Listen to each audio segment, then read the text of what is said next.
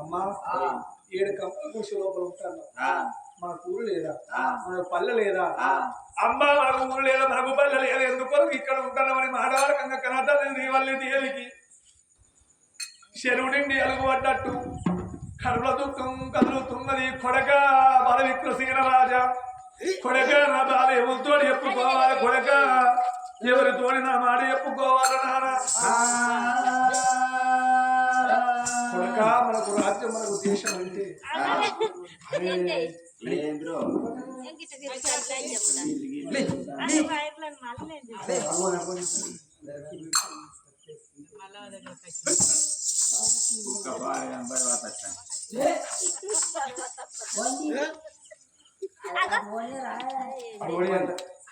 అలానే ఆన పడివి లోపల కనతల్లి ఏమన్నది కొడక ఇక్కడ దగ్గర బారపట్నం ఆవిడ నా తల్లిగా హాలపట్నం రా శుభసేన పట్నం వెళ్ళేవాడు నా తల్లి శుభసేన వాడు నా తల్లి సుభద్రదేవి వాళ్ళ గర్భాలు ముగ్గురు పెద్దన్న మాత్రం అంత మారదు అన్న శశిరేఖ కొడక వాళ్ళ తోడ నా అన్న శ్రీమంత వాళ్ళు పుట్టినాక 3 గడియలు నా తల్లి ప్రాణం పూసి నా అన్నగాడు అగ్గి పెట్టలేదట అన్నగాడు చేతిలో పట్టలేదు 3 గడియల పిల్లగాళ్ళు మాత్రం నా వదినే నా తండ్రి మీద లేని బదనాన్ని పెట్టి ఇళ్ళల్లో కొడితే నా తండ్రి సాదుకున్నాడు 12 ఏళ్ళ నాడు పాప కరుణ అన్నగాడు మహారు దెబ్బలు కొట్టి ఇళ్ళల్లో కొడితే ఊరిళ్ళో కొడితే అడవి లోపలికి అడవి లోపల సాది పెద్ద చేయంగా నా తండ్రి ప్రాణం వేయింది తనని దానం వేసుకుని రావంగా అడవి లోపల కొడుక ఆకలేదు బాలమౌడి పండుగ నా గర్భాలను పుట్టినవురా ఆ రాయి పత్రం తీసి కన్న కొడుకు చేతిలో పెట్టింది పిల్లగానికి జారుగుండెలు అన్నది గుండెలకు వెళ్ళమంటారు అమ్మా బాధపడబోకు ఎడకని పెద్దలు తప్పు చెప్పలేదే అమ్మా అమ్మా ఎదుగు బాధపడబోకు ఇప్పుడే తాతమ్మ పట్నం వెళ్ళిపోవాలి మామల మీద అత్తని సత్త మీద మామలేసి మారువారు దెబ్బలు కొట్టబోతే నా పేరు బలవిక్రసేనుగా అన్నాడమ్మా అలానే తల్లి వెంబడి పెట్టుకొని ఒక్క ఏమడ బాధపడినండి ఏమడ చందనాలవో దేవనందనా దండివాడు బాలుడు దండివాడు మరి బాలుడు అడిమితో పొలువు తాను పట్టినాడా అడి బాధలు తాను పట్టినాడా అడిమితో పట్టుకుని బాధ పట్టుకుని కలరానికి తెలియకుండా అదే ఎప్పటి పెట్టుకుని పిల్లగాడు వచ్చే దూరంలో గంభీర పట్టణం నడుగుల్లో కచ్చిరి కాడ అంత శ్రీమంత రాజ్యం ఏలుతున్నాడు తోడబుట్టే తెల్ల కొడుకు నెంబడి పెట్టుకొని పోతుంటే కచ్చిరి ఈడ కూర్చున్న అన్నగాడు తోడబుట్టే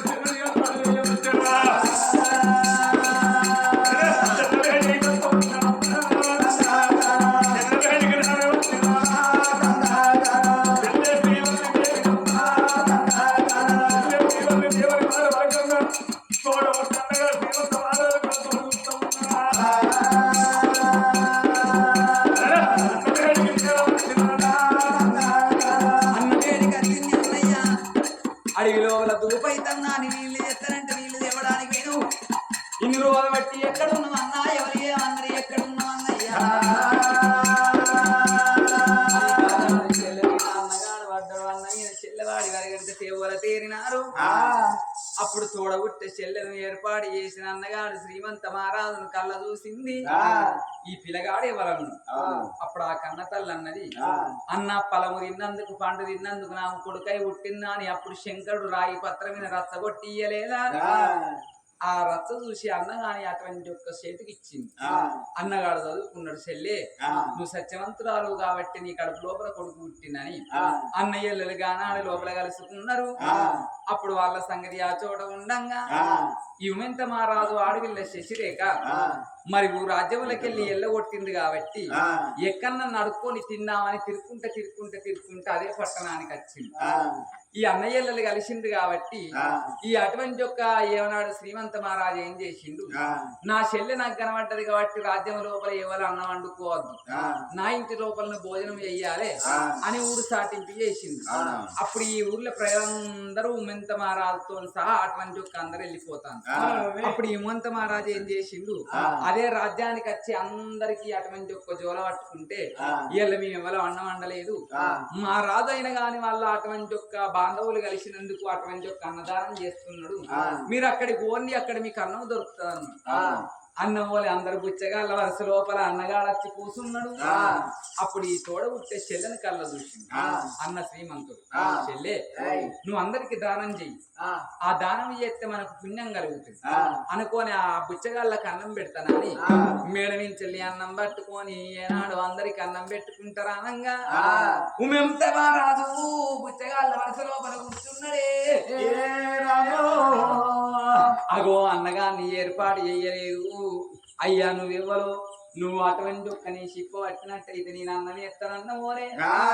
అన్నగాడు చిప్ప పట్టుకొని ముఖం ఎత్తి చూస్టల్ల కల్లా చెల్లెను ఏర్పాటు చేస్తాడు ఉమెంత మారాదు అన్నగాన్ని ఏర్పాటు చేసింది తోడ ఉట్టే చెల్లి అన్నయ్య ఈయన ఎవరో కాదు మన పెద్దన్న ఉమెంత మారాదు ఉన్నాడా అని చిన్న అన్నగాన్ని ఇచ్చి చెప్పింది అప్పుడు చెల్లెను కొట్టిండు తమ్ముడిని కొట్టిండు తల్లిని ఎల్లగొట్టలేదా ఆ తిట్టిన తిట్లు మర్చిపోయింది కొట్టిన కొట్లు మర్చిపోయింది అందుకే అంటారు ఆడవాళ్ళ గుణమేమో లక్కసొంటిదాట మగవాని గుణమేమో రాయసొంటిదాట నా అన్నగాడు నాకెట్ట దొరకాలనా అని ఈ అన్నగాని వేడికచ్చే ఆ చెల్లె అన్నగాని వేడికచ్చే కా చెల్లెలా అన్నగాని వేడికచ్చే కా చెల్లె అన్నగాని వేడికచ్చే కా చెల్లె అన్నయ్య ఉమెంత మహారాజా నన్నెవరనుకుంటావు అన్నయ్య నీ తోడ పుట్టే చెల్లెను శ్రీవల్లి దేవి ఉందని అన్నా మన చిన్నన్నగాడు శ్రీమంత మహారాజు నీకు ఈ అటువంటి ఒక్కరికి గతి తచ్చింది అన్నయ్య మన రాజ్యం ఎక్కడ వేయింది మన దేశం ఎక్కడ వేయిందా అని దేవి మాడవరకు ఎవరికల్లా అన్నవు మంత మహారాజు జారకుండా వెళ్ళవంట నీ గుండెలకు వెళ్ళవంట ఉన్నాయి యజ్ఞ బాధలు మర్చిపోయింది అందాన్ని మాట వరకంగా ఉమంత మహారాజు జారగుండెలలో అన్నది గుండెలకు వెళ్ళవంట ఉన్నాయా అయ్యో చెల్లేమో కంపు చూసే కావాలుడు రాదు నారాయణ అయ్యో చెల్లె శ్రీవల్లి దేవి నా చెల్లెలో చెల్లె శ్రీవల్లి దేవి అలనాడు చూడముండ చెల్లాను చూడలేదు చెల్లె తల్లి ప్రాణం ఏనాడు నీ చేతులు పట్టలేదు ఎత్తుకోలేదు చెల్లె అనరాని మాటల పెట్టరాని బాలు పెట్ట అన్నాడు నా వేడి కత్తన్నవా బంగారమా నీకు తన్న వల్ల పెట్టదారు నా చెల్లెలో నీ రెండు గాళ్ళు ఒప్పుతాను నా చెల్లెలా అన్నాడు పెద్దవాణి తోడ ఉట్టే చెల్లె నా కాళ్ళు మొక్క కాని అన్నగాన్ని వారించింది అప్పుడు ఆ అన్నగాడు ఏమన్నాడు చెల్లె నా తప్పులు నా ఒప్పులు అవ్వాలంటే నాకు ఒక్క బిడ్డ ఉన్నది నీ కడుపు లోపల అటువంటి ఒక్క ఏనాడని ఎవరాన పుట్టిండు వరపుత్రుడు నీ కన్న కొడుకు ఇచ్చి లగ్గం చేస్తారని ఈ చిన్న తమ్ముని ఎంబడి పెట్టుకొని చెల్లిని ఎంబడి పెట్టుకొని అటువంటి ఒక్క తల్లిదండ్రి నగరం శుభసేన పట్టణం వచ్చింది ఈయన ఉన్నన్ని రోజులు అక్కడ వర్షాలు వల్లేదు పంటలు వండలేదు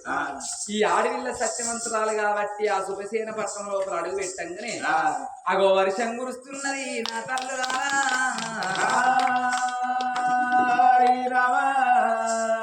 ఊళ్ళో ప్రజలందరూ చూసిండు మబ్బు లేదు మాయ లేదు వర్షం పడ్డది అని మంగళార్తులు పట్టుకొని వచ్చింది అచ్చటల్లకల్లా ఉమెంత మారాదు కనబడ్డాడు ఈ పాపకారం ఉన్న కొడుకు అత్త ఎట్లా వర్షం పడ్డదని ఈ తోడ పుట్టిన వాళ్ళు ఎవరు అని అడిగినాక అప్పుడు మా చెల్లె మా తమ్ముడా అని ప్రజలందరికి చెప్పిండు అప్పుడు ఆ ప్రజలందరూ ఆడవిల్లని మంగళార్తి పట్టుకొని లోగిల్లు నింపుకున్నారు అగో చెల్లె కొడుకును నా బిడ్డకు లగ్గం చేస్తారా అని నిమ్మలు కొట్టి నీళ్ళేసి పచ్చలు కొట్టి పందిళ్ళు వేసి రంగరత్న వైభవంగా లగ్గం నాగవెల్లి వేసింది నా తప్పులు పోవాలంటే నా చెల్లెకైనా గాని అటువంటి ఒక్క పట్టాభిషేకం చేస్తా అప్పుడు ఆడిబిడ్డకి ఈసమెత్తు దక్కద్దు అనుకున్నది వదిన శశిరేఖ కానీ ఇప్పుడు ఆడిబిడ్డ కొడుకే అంత రాజ్యం దక్కింది